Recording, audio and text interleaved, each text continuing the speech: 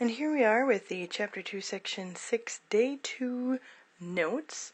We're going to graph and analyze. So if you remember back to the beginning, when we were analyzing graphs by kind of going down that list of ideas, that is what we're going to do again on this section of notes. So here's that list again, just to get us back into thinking of what we need to do. So domain, remember, are your x values. Range are your y's, how far up and how far down. Continuity, we're talking about if it's discontinuous, so maybe there's an asymptote or a jump or whatever it happens to be, or if it's continuous, so you would just say continuous or discontinuity based on whatever it is. Then we have our intervals of increasing, decreasing, and constant, so where is it going up, where is it going down, based on the x's. Then you have symmetry, so is it odd and rotating, or is it even and has a line of symmetry?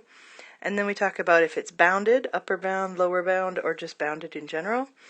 Your extrema are your max or your minimum.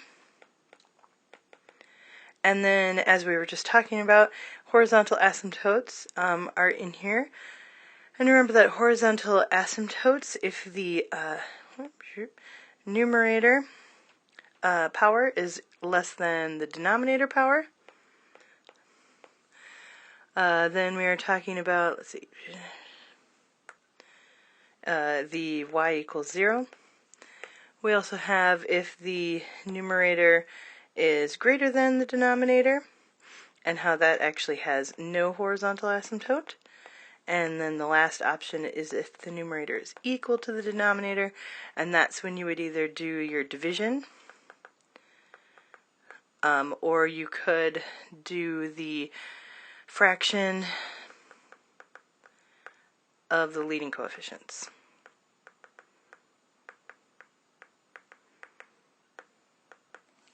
Alright. Then vertical asymptotes is when the denominator equals 0, and then we have our end behavior with those limits. So again, this is just end behavior, so we only need as x goes to infinity, and then as x goes to negative infinity. Alright, so taking a look at our first example, we're going to find all the asymptotes and intercepts of the following function and then graph it. Apparently I have my graph sitting here already, and describe the behavior of the graph as its asymptotes using limit notation. I assume, at its asymptotes. Sounds good. And then finally state the domain and range of the function. So basically we're analyzing, so we will fill in all these pieces. So the domain of this function, as we're looking here at the graph, you can see that there happens to be this asymptote. Looks like it's going to be to the left of the y-axis. We also have, let's see, some horizontal asymptote that we're not really going to get the equation of, but we are going to kind of take a look at as we go through what the end behavior is. So we do need to know what that horizontal asymptote is, and it actually looks like, based on the bottom, vertical, your vertical asymptote is going to be x equals negative 3. So I can put that over here, but then I can also use that in my domain. So as we look at the domain, we're saying that x cannot be negative 3. So you could just say all real numbers, x cannot be negative 3. Or of course you could actually do the entirety of from negative infinity to x, and then not equaling 3, and the second piece of negative 3 less than x less than infinity. But of course that one is ridiculously long, so you may as well just say all real numbers, and by the way, just don't do negative 3, which looks like I kind of just erased. There we go. Alright, then we have our range, and as you can see, there actually aren't, since there aren't any horizontal asymptotes, there's not any point as you go through from the negatives to the positives where the y's don't exist. So in that case, it's just going to be all real numbers. And again, this all real number symbol is like a two-sided. It's supposed to be a bold R, but of course bold R's in writing are weird. So we end up just kind of making this like $sign looking thing, but for an R. Alright. So then we have continuity, and so is it continuous? And it's definitely not. And so it is not continuous because we do have an asymptote. So it's got asymptotal discontinuity, but I'm not going to write that. Alright, then we have our increasing and decreasing, which is interesting. So from left to right, it's going to increase from negative infinity to negative 3.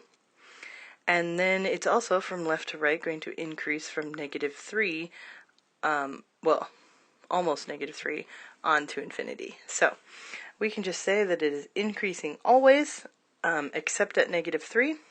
So we can, just as our domain says, say that it's increasing on all real numbers except where x is negative 3. So that one's easy.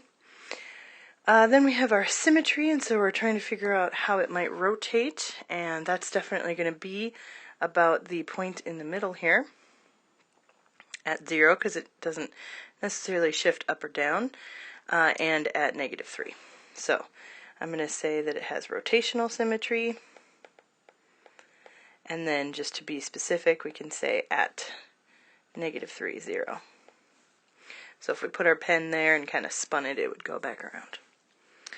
Alright, then is it bounded? Most definitely not. So, we're not bounded.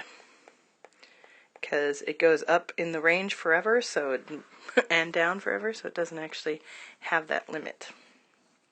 Then we look for extrema, and there are none, because again, the highest point is infinity and the lowest point is infinity, so nope.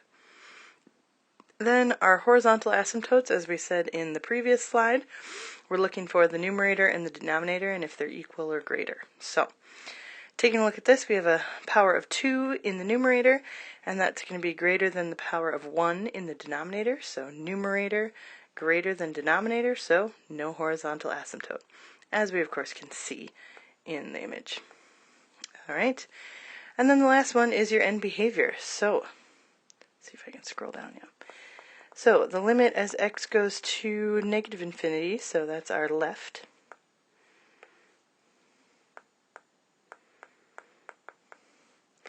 Of the function. So as we go to the left, we're going down to negative infinity. And then we've got our right, so the limit as x goes to positive infinity.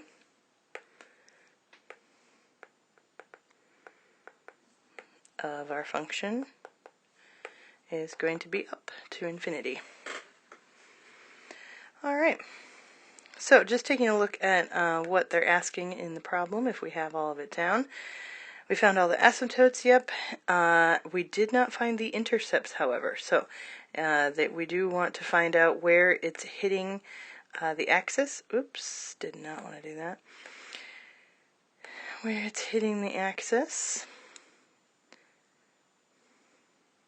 And it does say intercepts, so in that case we want our y-intercept, and remember that's when x equals 0. So if we plug in a 0, we're going to get 0 here, here, here, and so our y-intercept is going to be at negative 24 divided by positive 3. So it's going to be at 0, negative 8. And then our x-intercepts is when the y equals 0, and so that's when the numerator is going to equal 0. So can we factor this? Probably. Yep. So let's see. I'm going to go to the last page here. 2x squared plus 8x.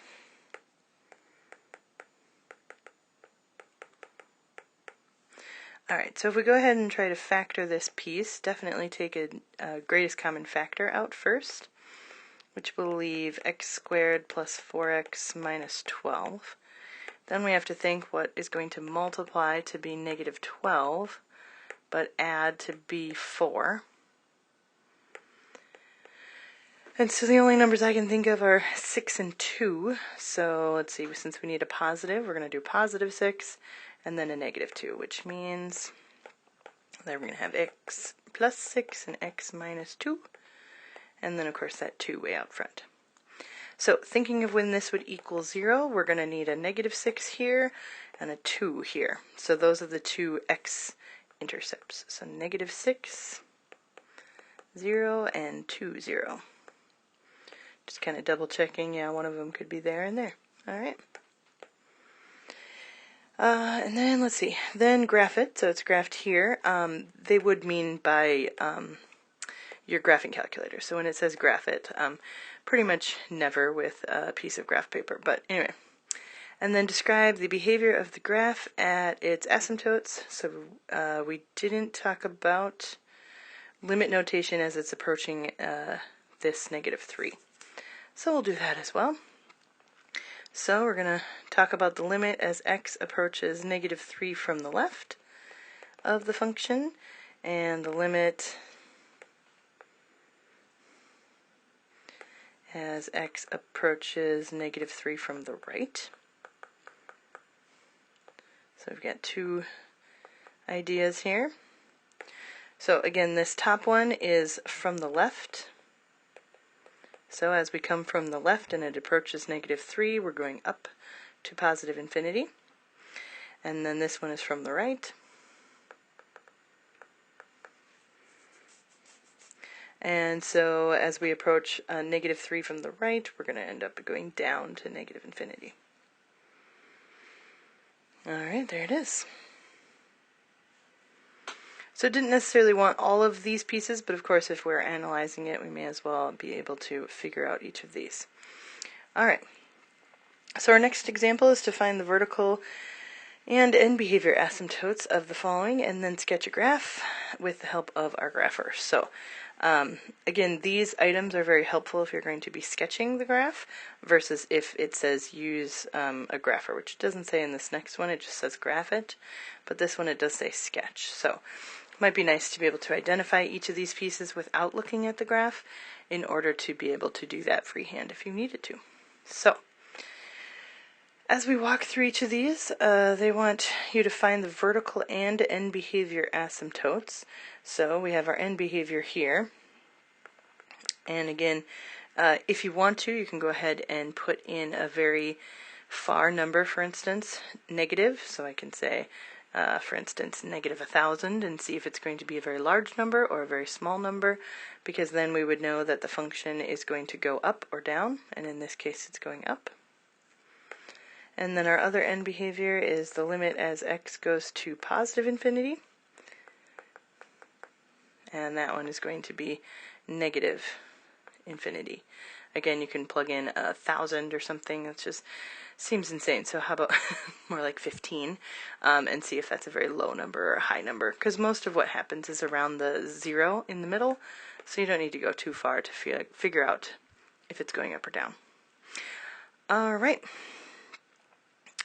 We can also then, let's see, it says vertical and end behavior asymptotes. So our vertical asymptotes come from the denominator being 0, and our denominator is 0 at the opposite of -2, so 2.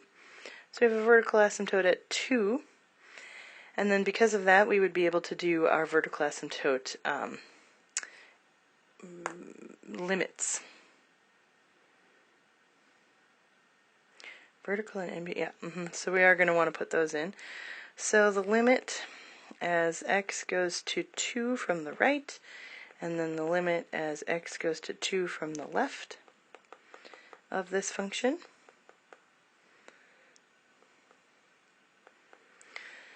And it looks like it's not actually a vertical asymptote, it's actually a hole. So when we factor this first piece out, we must end up getting an x minus 2. Because as you can see here, it doesn't actually have an asymptote at 2. Let's see, 1, 2. Yeah, it must just have a hole.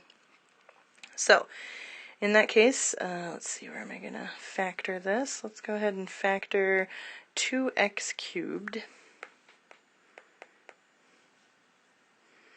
minus 2x squared minus x plus 5. Whoops. Ooh, okay.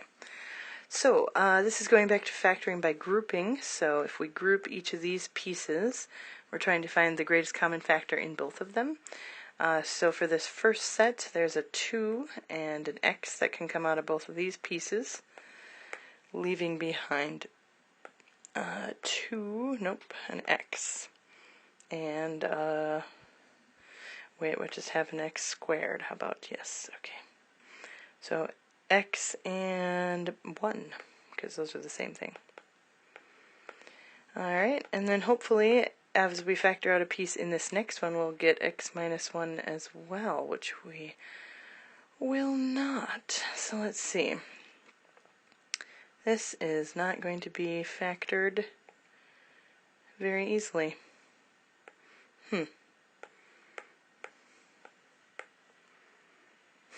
We're just going to get negative x plus 5 again.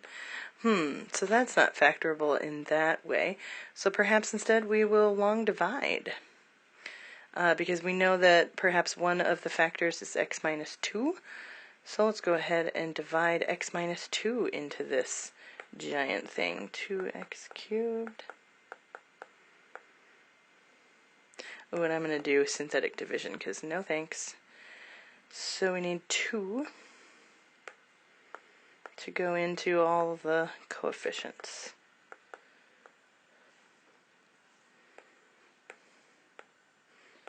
So 2, 4, 6, 1. So that doesn't divide in there. Whoops, that's 11 anyway.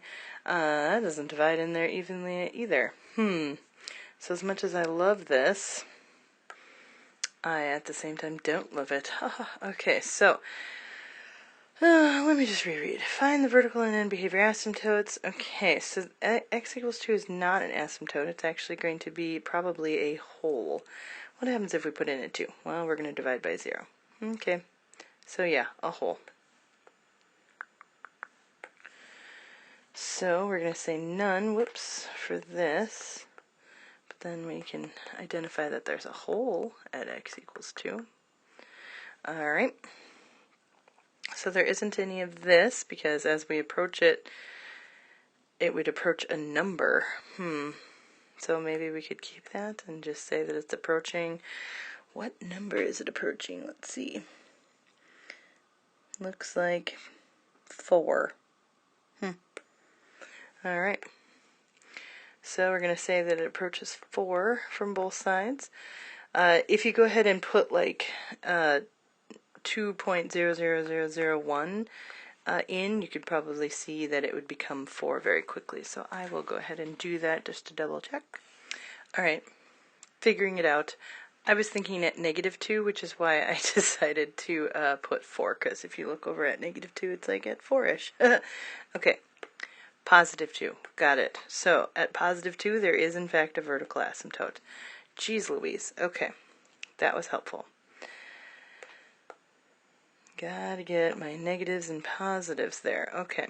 Because I ended up putting in 2.00001 and it gave me this very, very small number. And I was like, wait, well, very, very negative number. And I was like, what? Okay. So, our vertical asymptote is at x equals 2. Super. Okay. There are no horizontal asymptotes. Super. There are also no extrema, and it is not bounded.